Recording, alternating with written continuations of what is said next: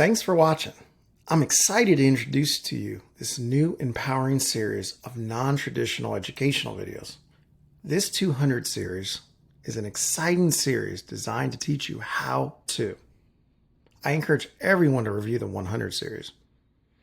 The 100 series gives you a general framework, fundamentals, and covers vital concepts necessary to apply to all our advanced level courses.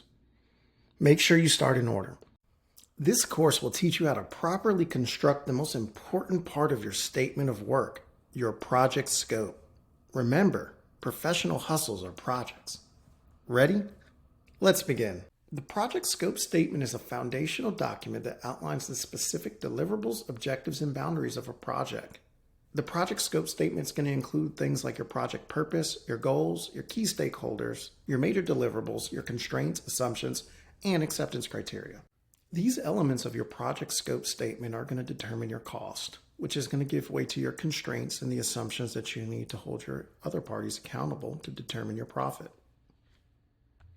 Here in our main goals, we're going to be discussing why you cannot compile your statement of work without first addressing your project scope.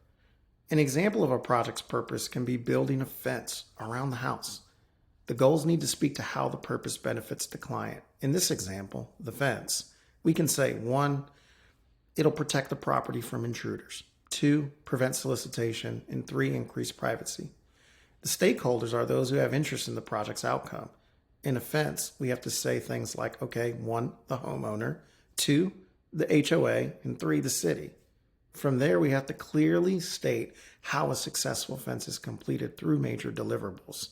So you can do things like 1, obtain a permit, 2, get HOA approval for the design, and 3, obtain the client's approval.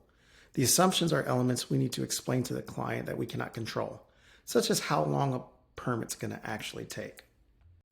Accepting these components means that we can define our project scope.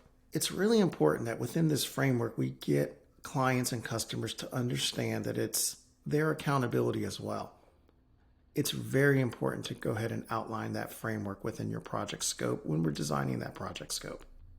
Your project constraints can be limited to actions that you can do, but are dependent on another's action to complete. It's very important that we understand this. You can't get a sign-off from a client if you're waiting on a county permit. Our milestones are different from our goals because they match and track progress. That's how you're able to establish the difference between movement and progress. Can you get somewhere? In order to get where you're going, you're going to have to innovate. It's going to require plans. You're going to have to look at the structure of your teamwork and more specifically, a strategy on a global level to accomplish the growth that you're trying to analyze in a complex framework of planning in order to set your task.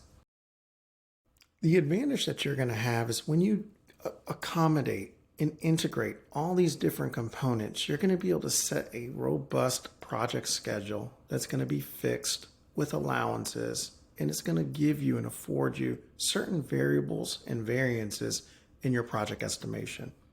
These are where you're going to start breaking down your activities, which are also known as your work breakdown structure, and you're going to start incorporating them into a Gantt chart.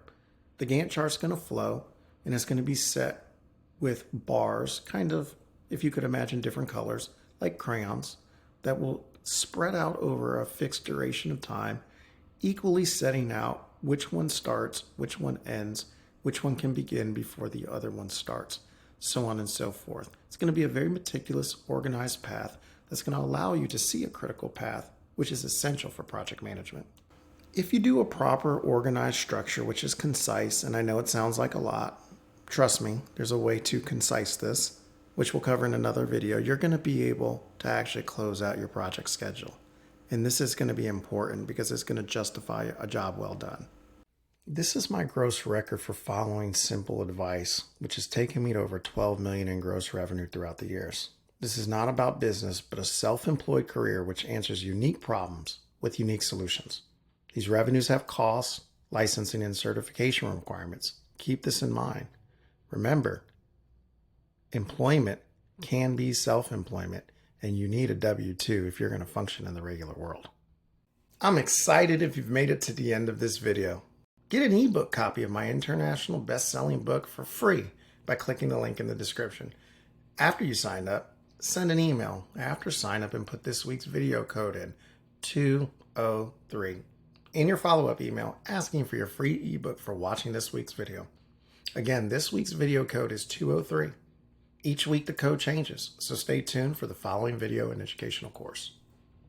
No information in this course is designed to be a recommendation for investing, providing financial advice, or financial products. Please do not contact us for investment inquiries or any investment-related recommendations.